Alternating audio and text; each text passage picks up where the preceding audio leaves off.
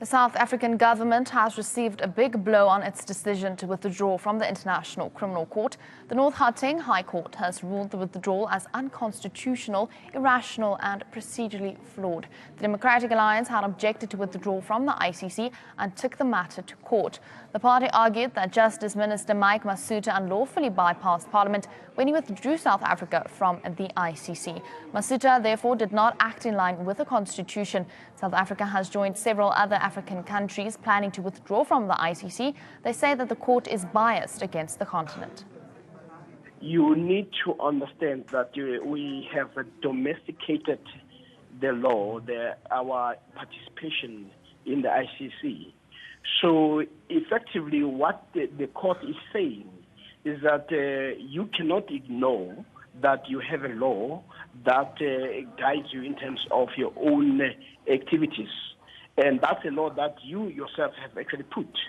So until such time that you reviewed that law, government is not expected that it will undermine the laws of this country.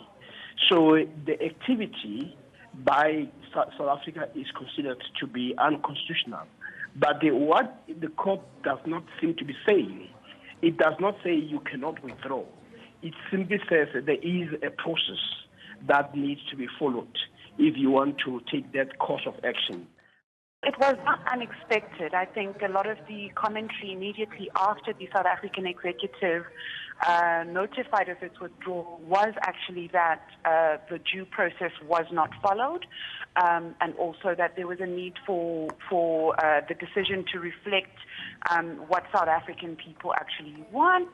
And so hearing it from the High Court in many ways is a confirmation of what people had been saying, that if the South African executive wants to withdraw from the Rome Statute, it cannot do so unilaterally. It must go through the proper processes, because following an incorrect process, for example, sets a bad precedent. This brings clarity to the matter that the courts have a role, and it's a triple democracy that the courts have pronounced that South Africa acted unconstitutionally, and therefore that decision is invalid. And it therefore makes clear that the international obligations under the Rome Statute, which is the ICC framework that South Africa had, remain and should be fulfilled. And what is important now for the government of South Africa is to comply with the judgment and follow through and ensure that it acts in accordance with the law as pronounced by the High Court today. Constitutional law expert Marius Avicius joins us on the phone line. A very good morning to you, sir. Thank you for joining us on ANN7. Now, the court has declared ICC withdrawal unconstitutional. What is the immediate implications of this verdict? Well, you see, the Rome Convention has got very strict requirements for a withdrawal, and that's one thing. But on the other hand, that convention has been incorporated into South African law. So if you don't comply with the withdrawal requirements of notification, of, making it, there are quite a few requirements. These requirements are not only situated or in the Rome Convention, they are now part and parcel of our law. So government has to comply with its own laws. That is one of the basic tenets of our Constitution, to uphold the rule of law. So if they're not happy with these conditions and these requirements, they have to change it by an act of Parliament. They'll have to go back to court, and that's exactly what the court decided.